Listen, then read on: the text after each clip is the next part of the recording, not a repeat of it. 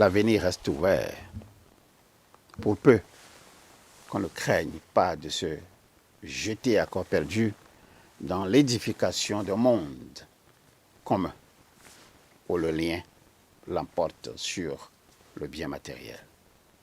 Ce défi ne peut être assumé que par des initiés, soucieux de l'avenir, ayant accepté de se mettre au service des autres pour apporter leurs contributions diverses à l'édification de ce monde débarrassé de la désolation, de ce monde débarrassé de la souffrance, de l'amertume, de ce monde débarrassé du désespoir. Ce défi ne peut être assumé que par des initiés qui s'engagent sans a priori. Et ces initiés qui s'engagent sans a priori ne sont pas mus par un quelconque gain matériel et financier. C'est des initiés qui savent que la vie n'offre qu'à ceux qui savent donner. Je suis fier de toi pour les mérites que tu afficheras bientôt en t'insérant dans le cordon des néophytes le 25 mai prochain. Et tu seras sur le parcours et tu répondras chaque fois et toutes les fois à l'appel du devoir. Je te félicite par l'anticipation pour cela. Oui, l'appel du devoir, ça sonne comme un tocsin. Levons-nous ensemble. Débarrassons-nous, pour ceux d'entre nous qui ont encore quelques croûtes dans les yeux, pour briser définitivement 3 mythes. Le premier mythe, c'est le mythe d'incapacité à faire de grandes œuvres. Il faut détruire ce mythe en comptant uniquement sur nous-mêmes, sur nos ressources internes, sur notre sens élevé de sacrifice et de responsabilité.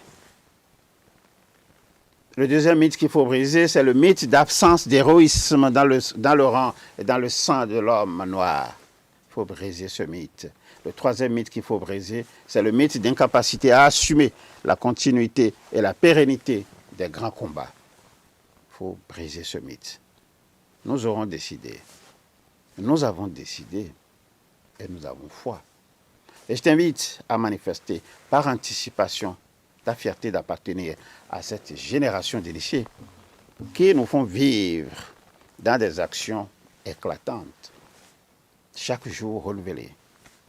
Cette prophétie de Joël Bousquet qui disait bien longtemps déjà, c'est Joël Bousquet qui disait, et ça je le cite, il viendra un jour, un homme au regard si vrai que le réel le suivra. Il viendra un jour un homme au regard si vrai que le réel le suivra. Il s'agit là d'un vaste programme, d'un programme ambitieux de reformatage de l'esprit humain en vue d'une existence plus vivable et plus soutenable. Cet impératif répond à une seule nécessité.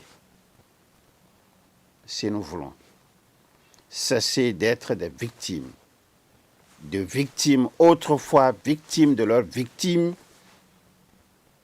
si nous voulons cesser d'engendrer des victimes, il faut commencer par notre propre éducation.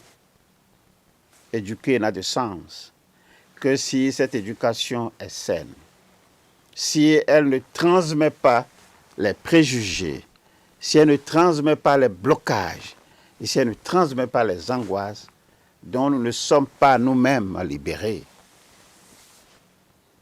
Je ne te le cache point, toi qui désires entrer chez nous, le chemin que tu te prépares à emprunter est assez rocailleux et mérite, pour être pratiqué, ce chemin mérite des bottes en acier. Tu t'étonnes peut-être de cette expression, et pourtant j'en ris. Il est question de te chausser, non de sandalettes, mais de bottes en acier. Parce que tu es appelé à incarner l'être que nous appelons, en termes tranchés, guerrier de la lumière.